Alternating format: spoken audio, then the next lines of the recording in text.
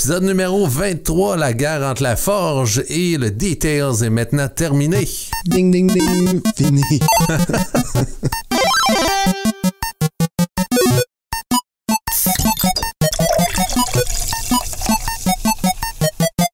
Salut Seb. Julien. En forme? Super, toi? Yes. Non, c'est quoi? Je vais te dire la vérité. Non, j'ai une grippe. J'ai une grippe d'homme là, qui a commencé. Vous allez peut-être l'entendre dans ma voix. Vous allez sûrement m'entendre renifler. Bon. Ouais. À part de ça, par exemple, top shape.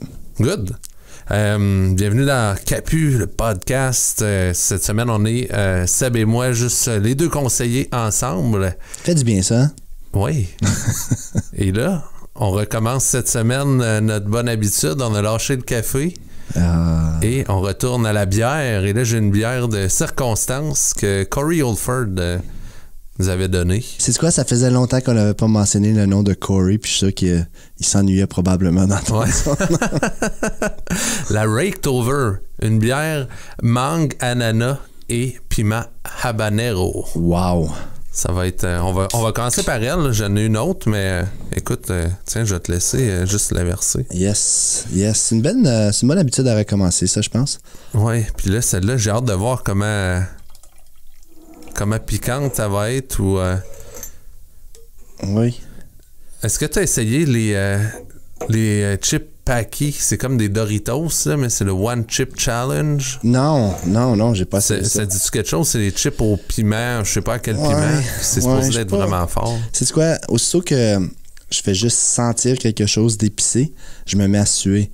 Tu sais, je suis le gars qui mange des wings medium, puis j'ai le front tout trempé, puis ça dégoûte en dessous de mes yeux. Là. Ça peut-être pas pour toi, non, exactement. Mais quand même, elle est beaucoup moins pire que je m'attendais. Tu as déjà goûté? Pas la bière, là, mais le One Chip Challenge. Okay. On Cheers. a fait ça cette semaine. Cheers.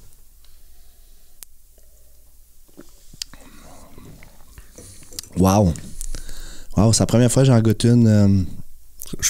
Je pense que les fruits, là, il va commencer à suer, il y a les yeux fou. qui sortent. T'as-tu vu? Ouais. T'as-tu vu? C'est immédiat, comme ça a frappé le fond de la gorge.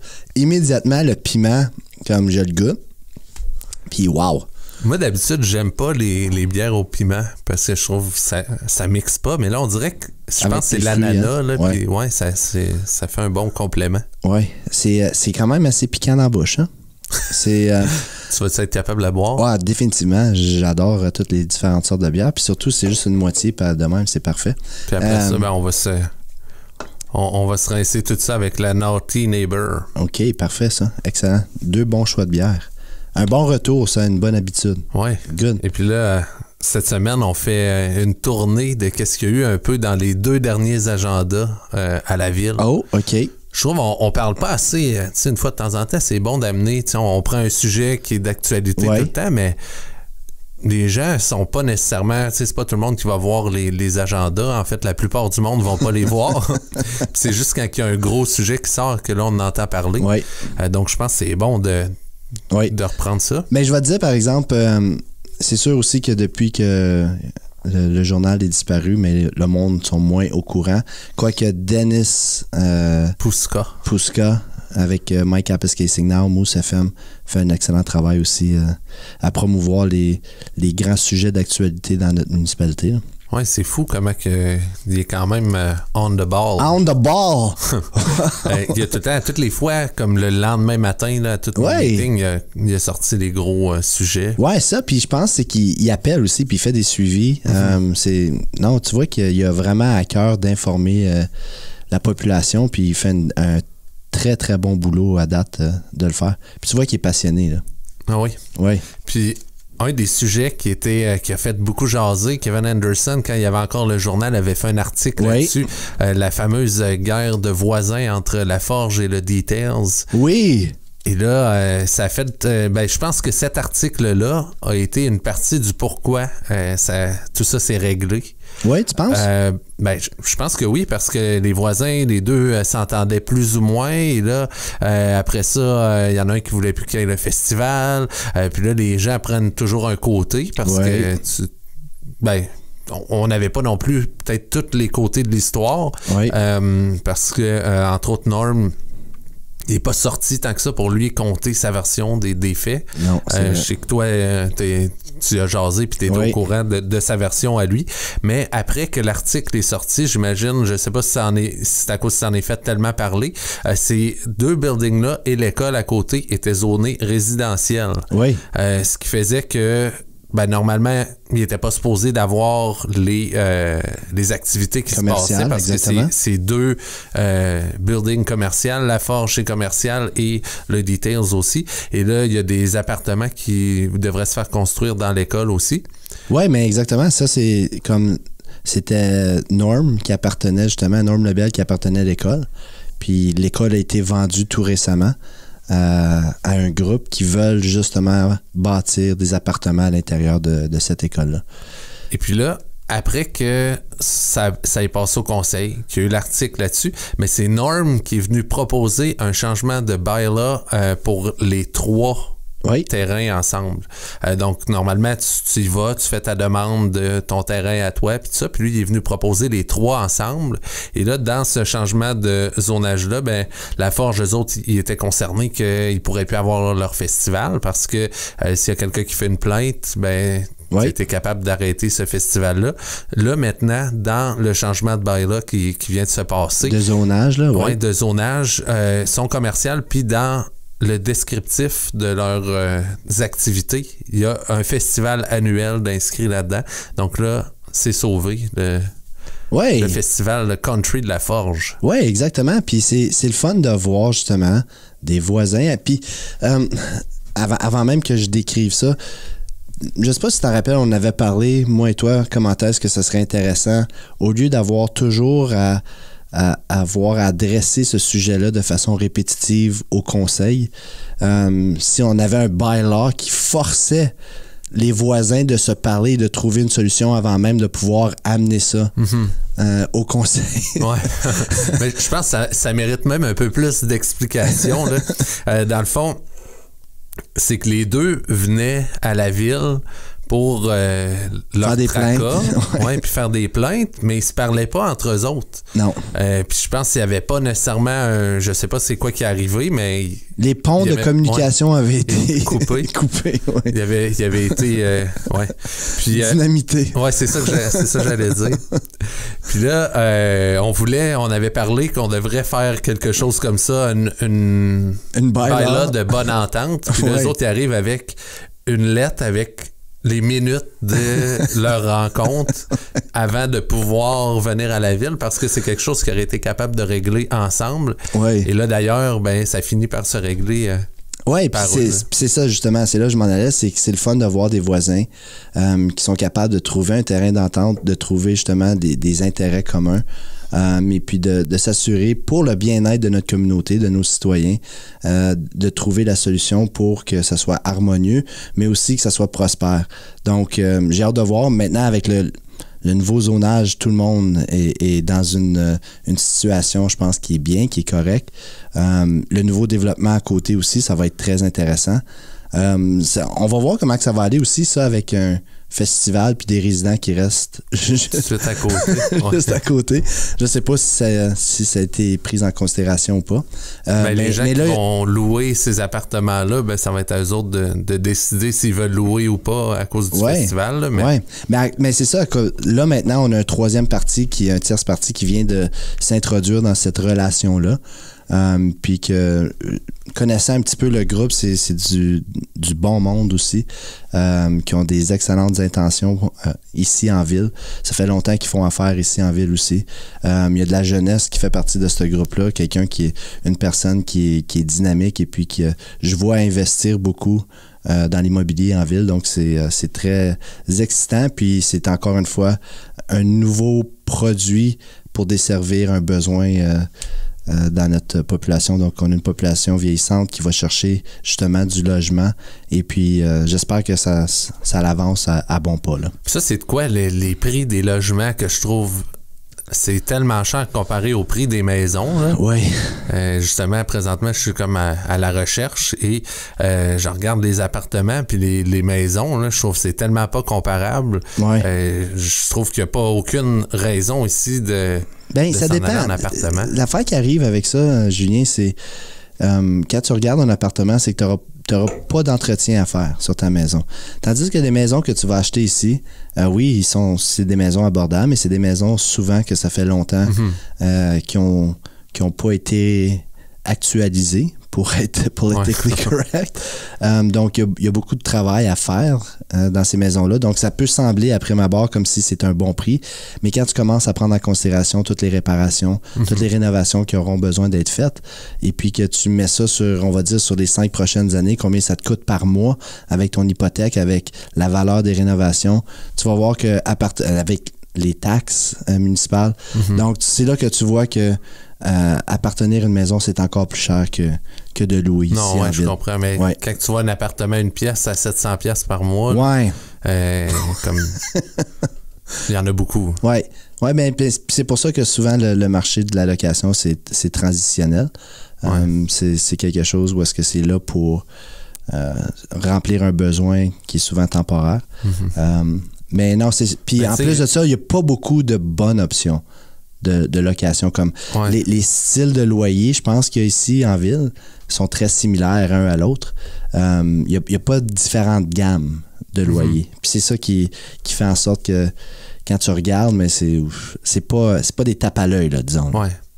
Mais je louais un condo à Lévis. Ouais. Puis c'était 1100 pieds carrés, puis c'était neuf, là, ça avait même pas 10 ans, là, peut-être 7 ans. Là. C'était 900$ par mois, puis quand t'avais 22 ans. C'était un beau condo, là. Non, ça fait même pas si longtemps que ça. J'avais 28, je pense. OK, oui. Comme ça fait vraiment pas si longtemps que ça, là. Là, il doit être rendu peut-être à 1000, 1100, là, mais quand même pour un condo qui est, comme il paraît très bien, puis il est en bon état, ça fait du sens. Puis t'as le déneigement fourni, comparé d'avoir une chambre à 700$, là, je trouve. Oui, non, je sais. Puis l'autre jour, on a fait le tour à l'hôpital de la nouvelle résidence Jody Blais. Puis on a vu justement les prix aussi de location. C'est des bidous. Ouais. C'est des bidous. Mais tu as beaucoup de choses inclus, par exemple. Super, tu peux avoir. Oui, puis je vais te dire la hauteur des plafonds aussi. Comme quand tu parles de nouveaux logements, là, les divisions sont phénoménales. La grandeur des appartements, c'est spectaculaire. Puis on n'a même pas vu terminer, là, donc c'est encore juste sur le drywall. Mais quand tu vois l'étampe d'un logement, donc la superficie, c'était vraiment, vraiment bien. J'ai hâte de voir au fur et à mesure que ça avance. Ouais, j'aimerais ça aller les visiter. Faudrait que je fasse ça pour au moins voir. On a tellement entendu parler, puis comme France aussi de l'hôpital, elle nous a parlé comment elle était excitée de cette initiative-là. Donc, je pense qu'il faudrait que j'aille faire un tour. Je vais nous lancer sur le prochain sujet qui a été aussi quelque chose qui a fait beaucoup jaser avec un titre que Dennis Puska a fait pour faire cliquer, un clickbait. Oui. Qu'est-ce qu'il a dit? Par rapport au déneigement dans West Riverside. Oui. West Riverside, c'est où? Dans quel moi, je l'ai appris, ça fait pas longtemps. Mitchell's Corner, c'est ça. C'est ça, c'est Mitchell's Corner. Donc, ça s'appelle West Riverside. Et le titre qui était le déneigement va se terminer pour West Riverside, ou la ville annule le déneigement dans West Riverside. On fait plus les rues, on fait plus rien. Là, non, c'est ça. Puis d'ailleurs, il y avait quelqu'un qui avait commenté This is not right. Puis là, je me suis. J'ai trouvé important que j'aille commenter juste parce que j'avais compris que cette personne-là n'avait pas lu l'article. Donc là, j'ai juste écrit que c'était du déneigement de driveway. Donc le commentaire, est-ce que c'était sur la plateforme de Mike Appice Casing Now ou c'était sur la page Facebook de Mike Appice Casing Now ou de Mousse FM? La page Facebook de Mousse FM. OK, puis c'est là que les gens ont commenté. Oui. Puis dans le fond, pour mettre un petit peu de background là-dedans, ces gens-là qui sont 9 personnes, il y en reste 8 à leur 9 résidences? 9 résidences. Oui, c'est ça. Il y a peut-être plus qu'une personne par résidence. Donc, ces personnes-là, en 1964, je pense, je me rappelle plus de l'année exacte, cette partie-là faisait pas partie de Capis Casing. Et là, ils ont été amalgamés. Et puis là, en échange, on a dit, on va ouvrir vos driveways aux gens qui étaient là. Puis il y en a que c'est des longs driveways, c'est presque une rue. Là. Donc là, il y avait un montant à payer. OK. Et on a dit, vous allez payer ce montant-là, on va signer un contrat et on va déneiger vos entrées. Donc, ça, c'est un montant à payer à tous les ans? Annuel. C'est ça. Et là, le montant qui n'a pas changé à travers des années, donc eux payent 400 $ par année pour faire déneiger leur driveway. Ou leur chemin, dans le fond, quasiment. Oui. Puis là, à travers des années, il y a eu d'autres ententes qui se sont re-signées. Donc là, j'ai vu la dernière entente, qui est celle-là qui était actuelle. Oui. Dans l'entente, ça disait que ça pouvait être annulé par un ou l'autre des parties avec un préavis de 30 jours. OK, oui. Ensuite, c'est ça disait que la ville allait s'occuper en échange de ces 400 ou 450 $, allait déneiger à chaque année. Et là, cette run-là, prend 2 heures à faire. OK, oui. Et puis là, c'est le grader qui passe, mais pendant que le grader est là, il n'est pas en ville et il y a d'autres camions et d'autres employés qui attendent après le grader dans les cas où il y a des tempêtes. Oui. Et là, l'hiver passé, on sait que ça a été un hiver très, très chargé. Oui. Et ces 2 heures-là finissent par être souvent 2 heures de temps supplémentaire. Et en plus, à 400$, là, on s'entend que ça a été vérifié par un contracteur juste pour avoir une idée de à peu près selon la grandeur des endroits. Puis ça pourrait varier entre 2 000 et 3 000 $ par année faire déneiger ça par un contracteur. Donc, on s'entend que la ville, on finissait à la fin de l'année. C'est nous qui déboursions pour ces driveways-là. Oui, ça nous coûtait de l'argent. Exactement. Oui. Donc, là, nous autres, le raisonnement qui a été fait pour ça, il y a un raisonnement de liability parce qu'on a acheté un nouveau grader et il est plus gros. Donc là, si lui accroche quelque chose sur ce terrain-là, sur un des terrains-là... Les réparations qu'on devra faire, oui. Oui, les réparations qu'on devra faire. Ensuite, c'est ça, il y a le temps. Il y a aussi à être juste envers tous les citoyens. Oui. Tu sais, est-ce que moi, j'aimerais ça avoir mon entrée de déneiger pour 400$? Hey, c'est quoi? Moi, j'ai reçu un message, justement, la semaine dernière, où j'ai été tagué, dans le fond, sur un message Facebook, et puis Martin Credger aussi. Je sais pas si tu l'as vu. Non. Puis as-tu vu le grader, justement, qui passe en Alaska, que quand il arrive en avant... ça baisse. Ouais, il y a une petite blade qui baisse, qui empêche la neige d'aller en avant du driveway.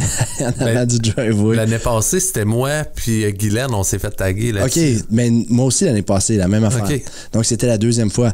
Mais c'est juste pour valider qu'est-ce que tu es en train de dire. Comment est-ce que...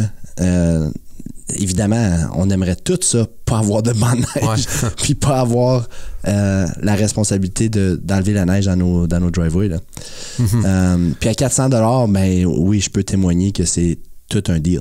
Parce que c'est des grands driveways, puis nous autres, on aurait, tu sais, mettons, ma grandeur de driveway est vraiment pas grande, puis je suis certain que ça me coûterait 1500. Ah oui, définitivement. J'ai pas regardé les prix parce que je l'ouvre moi-même, là, mais c'est ça. Puis là, il y a eu 3 personnes qui sont venues. On a eu des rencontres. Donc, c'était quoi le processus, juste pour me mettre au clair, c'était quoi le processus qu'on a suivi comme municipalité? Pour informer qu'on avait l'intention de revisiter l'entente. Donc là, premièrement, au mois de juillet, la date, si je ne me trompe pas, c'était le 2 juillet, qu'il y a une lettre qui a été écrite pour dire que la ville considérait d'arrêter ce service-là. Et cette lettre-là a été postée, donc peut-être qu'ils l'ont reçue comme mi-juillet ou, dans le pire des cas, début août. Ensuite, les personnes concernées ont demandé d'avoir une lettre parce qu'il y avait une rencontre qui était prévue pour le 6 septembre. Donc, ces gens-là ont demandé de recevoir une lettre pour les informer de ce meeting-là, pour faire certain que tout le monde l'ait reçu. Donc, il y a quelqu'un de la ville qui est allé porter une lettre à chaque maison pour dire qu'il y avait un meeting le 6 septembre. Et là, le 6 septembre, il y a 2 personnes qui se sont présentées. Et à ce meeting-là, ils ont partagé leurs inquiétudes. Ils ont partagé qu'est-ce qu'ils pensaient des intentions de cette entente-là. OK, oui. Et là, après ça, ils ont demandé s'ils pouvaient avoir... en fait, on a offert à la ville, puis on l'a voté à un meeting, de faire un autre meeting pour qu'eux autres reviennent avec une proposition. Puis ils avaient fait une proposition au premier meeting de dire, OK, on peut-tu avoir ce service-là encore pour 2019-2020? Puis après ça, discuter pendant cette année des termes. Donc là, moi, j'ai été invité au 2e meeting. Excuse, parce que Dave était supposé d'y aller, puis il pouvait pas y aller. Donc là, je me suis présenté, puis à ce meeting-là, j'ai pu relire beaucoup plus d'informations. Sur l'entente. Sur l'entente, puis sur tout ce qui s'était passé dans le passé. Et il y a des records qui remontent à 2012. Donc, il y a eu au moins 5 fois où ces gens-là se sont rencontrés puis qui ont eu la lettre comme de quoi que on pense d'arrêter. On contemple d'arrêter le service de déneigement. Ouais. Puis, ça a toujours... Pas de leur chemin, là. On va s'entendre, pas de la rue sur laquelle ils habitent. Non, c'est ça. Mais bel et bien leurs entrées privées. Exactement. Qui mènent à leur maison. Et puis là, ces gens-là qui sont venus, ils étaient 3 cette fois-là, puis ils redemandaient encore, comme ils n'ont pas fait de nouvelle proposition, ils ont fait la même proposition. Puis, tu sais, j'ai posé des questions, puis j'ai dit, ouais, est-ce que, comme ils disaient, c'est court pour avoir le temps de s'organiser. Mais ils ont appris pour la première fois au mois de juillet. Au mois de juillet. Donc là, j'étais là, ben, est-ce que vous avez appelé des contracteurs? Là, ils ont dit, ben, pas nous. Là, je sais pas s'il y en a des autres qui n'étaient pas là qui ont appelé des contracteurs. Donc, ces personnes-là n'avaient pas encore appelé les contracteurs. Puis ça, est-ce qu'on peut blâmer la ville pour pas avoir donné assez de temps? Mais s'il y avait depuis juillet pour le faire, puis même depuis septembre, et là, ils attendent que ça soit annulé avant d'appeler les contracteurs, ben là, moi, je peux pas, de mon côté, je pense pas qu'on peut blâmer la ville pour ça. Non. Non, ben c'est ça. C'est sûr que le citoyen a une responsabilité aussi dans ce dossier-là. Puis je pense que c'était quasiment la seule instruction qui leur ont été données, c'est de s'informer de combien que ça serait pour ensuite revenir avec une proposition s'il y en a une à avoir. Là.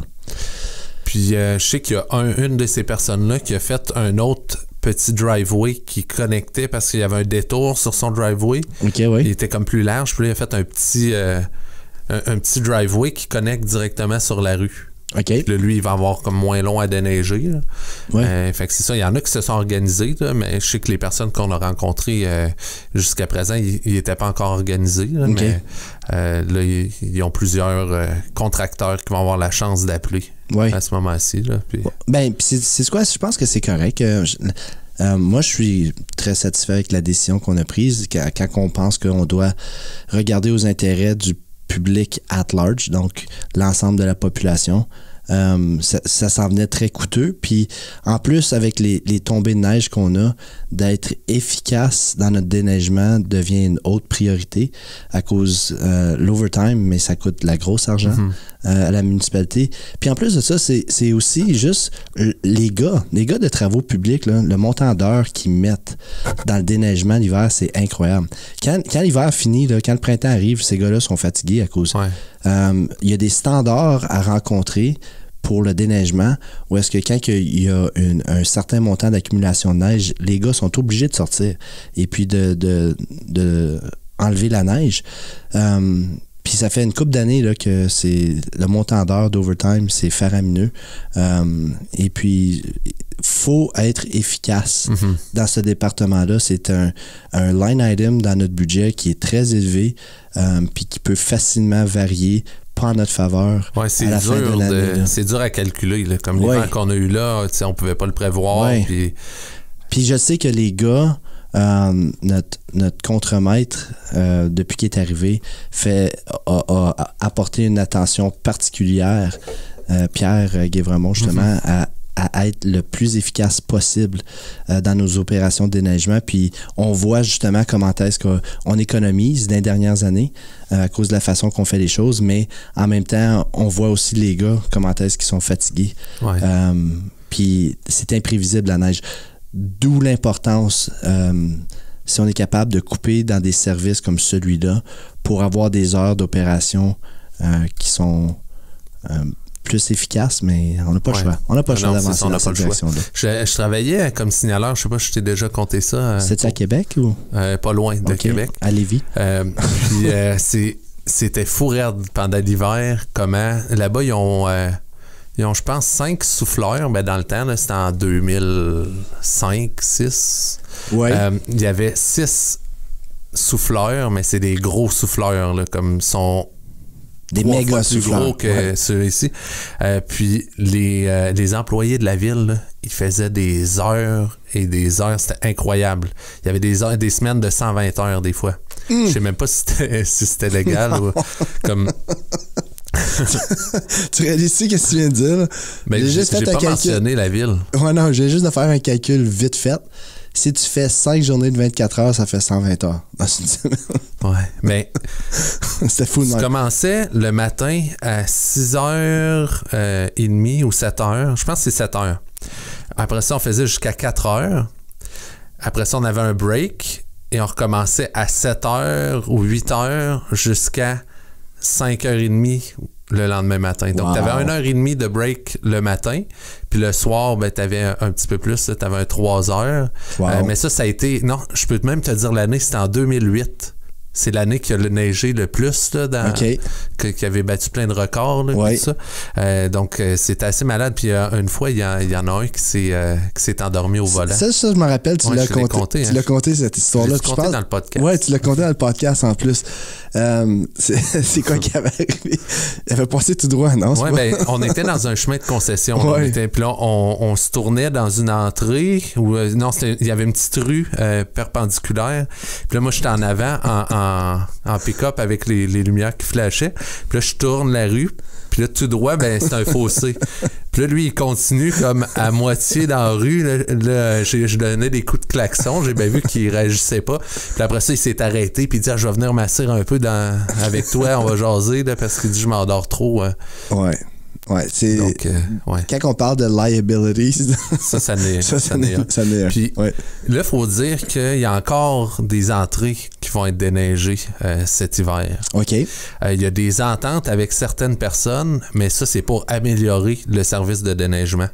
OK, oui. Donc, quand, je sais pas si tu te rappelles, là, aux élections l'année passée, j'avais mentionné, c'était Guylaine qui m'avait dit ça, qu'il avait coupé le coût en deux à peu près, des coûts de déneigement en faisant des piles dans la ville. Donc, il y a des endroits où ils déposent les piles. On stocke pas de la neige. Oui. C'est ça. Puis il y a des endroits que c'est dans des cours de gens. Donc là, en échange qu'eux autres acceptent de faire ça, mais nous autres, on ouvre leur entrée. Puis ça, c'est une entente qu'on n'a pas le choix de faire, puis c'est bénéfique parce que ça nous fait gagner c'est la moitié du coût. C'est ça.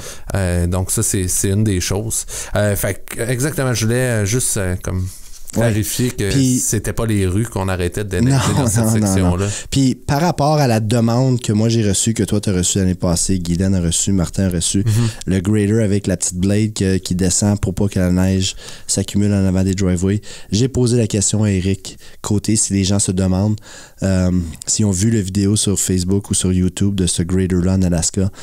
La réponse c'est qu'on n'a pas l'infrastructure de rue pour nous permettre d'avoir un grader de la sorte. C'est un grader qui fonctionnerait, une application qui fonctionnerait où est-ce qu'il y a des ditches là, sur le côté du chemin, des fossés, où est-ce que la neige pourrait être ensuite... elle tomberait dans le fossé. Exactement. Puis, avec les types de rues qu'on a, aussitôt que tu descends ta blade, tu accumules la neige en dessous du grader, mais là, cette neige-là se ramasse évidemment entre les driveways, ce qui fait en sorte que nos rues deviendraient de plus en plus étroites, puis que ça deviendrait de plus en plus dangereux.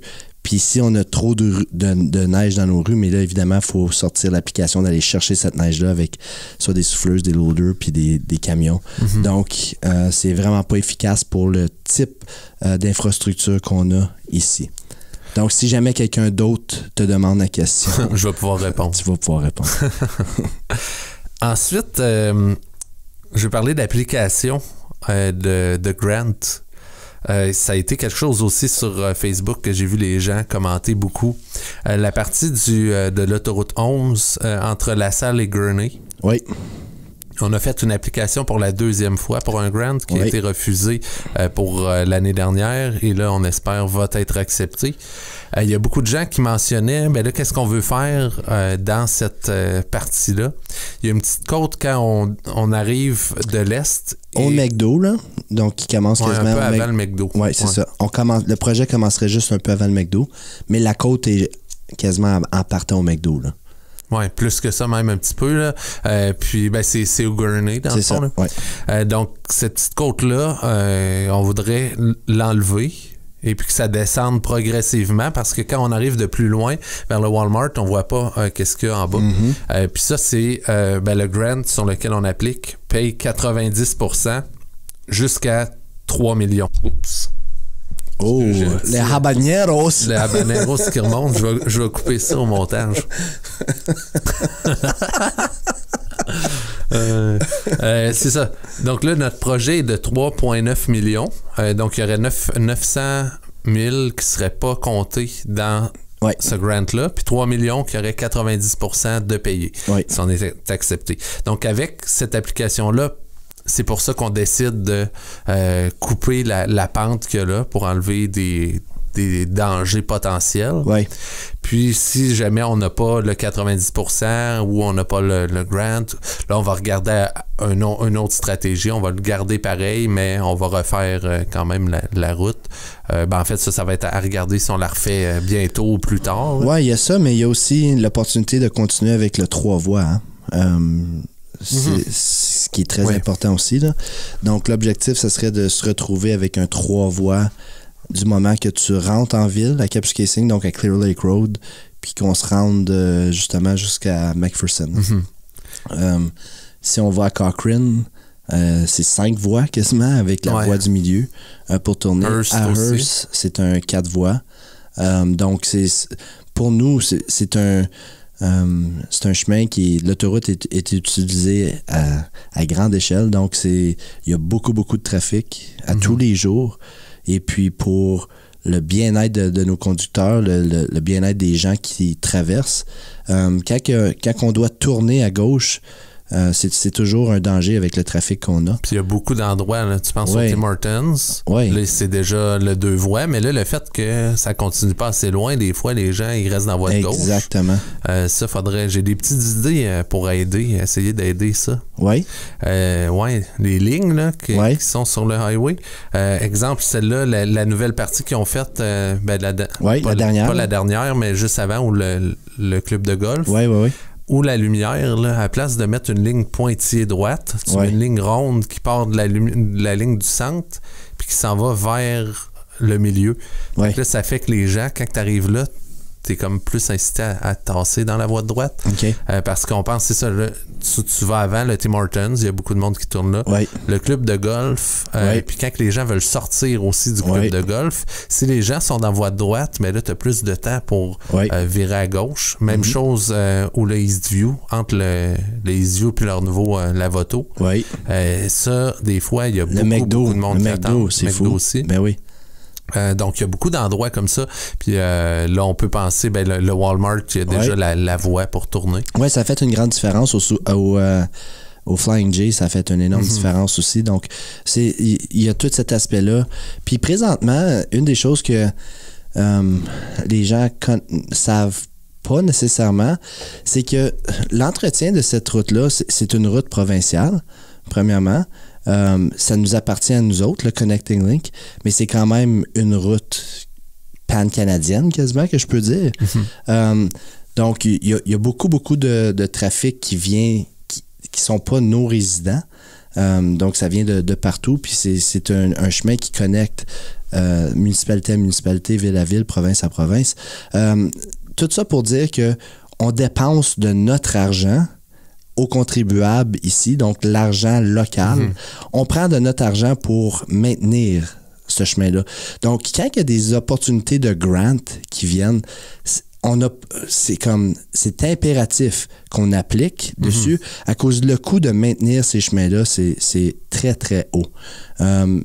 Mais nous, notre façon de voir les choses, puis ça, c'est surtout Guylain qui parlait de ça, quand on a rencontré le ministre du Transport, justement, à l'AMO, qui est Caroline Mulroney, on lui expliquait justement le montant de trafic qu'on a, puis le fait qu'on soit obligé d'utiliser l'argent de nos contribuables, ça fait en sorte que tous les chemins dans notre municipalité qui nous appartiennent entièrement, mais puis que nos résidents se promènent dessus, on ne peut pas investir dedans. Donc, on ne peut pas réparer les chemins de nos quartiers puis les chemins que nos résidents utilisent à tous les jours, où ça prend beaucoup plus de temps avant qu'on les adresse à cause que tu as ce chemin principal-là qu'on n'obtient pas toujours des grants pour, mais que raisonnablement, on devrait. On devrait. Parce qu'il y a beaucoup de trafic dans le nord de la ville. Oui. Puis, si, tu sais, on a parlé avec Émilie la semaine dernière, comme ça, c'est justement un des sujets pour moi ou un des aspects où est-ce que notre représentation au gouvernement, là, quand on a un représentant du gouvernement ou un représentant d'opposition, là, c'est souvent dans des projets de même puis des grants comme celui-là que ça fait une différence. Que ça fait une différence. Ah oui. Que ça fait une différence. Puis, c'est quoi, comme pour moi, Guy, là, je l'aime beaucoup. Je l'appelle, il rappelle. Besoin d'informations, me donne l'information. Il va embarquer sur son cheval pour aller essayer d'obtenir qu'est-ce qu'on a de besoin. Mais à la fin de la journée, quand c'est pas lui qui peut prendre des décisions puis il est dépendant de quelqu'un d'autre, mais ça fait que on a qu'est-ce qu'on a des fois, là. C'est ça, elle disait, le travail est le même, oui, le travail est le même d'aller faire des demandes pour nous autres, mais le résultat à la fin de la journée, il n'est pas toujours le même. Non, exactement ça. Le résultat n'est pas toujours le même. Mais une affaire que je sais, c'est que Guy travaille. Il travaille pour nous autres. Oui. Mais les résultats qu'il peut obtenir, des fois, il a les mains liées. C'est ça. Donc, ce grant-là, je ne sais pas où tu t'en allais avec ça, mais ce grant-là, comme c'est très, très important, justement, pour nous autres. Mais, dans le fond, je te l'avais mentionné juste avant qu'on commence, ça, que ça avait été quelque chose qui avait fait beaucoup jaser, puis je lisais les commentaires, puis il y avait des gens qui disaient « Ah, il y a d'autres endroits qu'on aurait adressés avant ça. » Ce grant-là c'est Connecting Link Grant. C'est juste pour ces chemins-là. Là. Exactement. Ouais. Donc ça, c'est 90%, donc c'est un gros montant que ça paye du projet.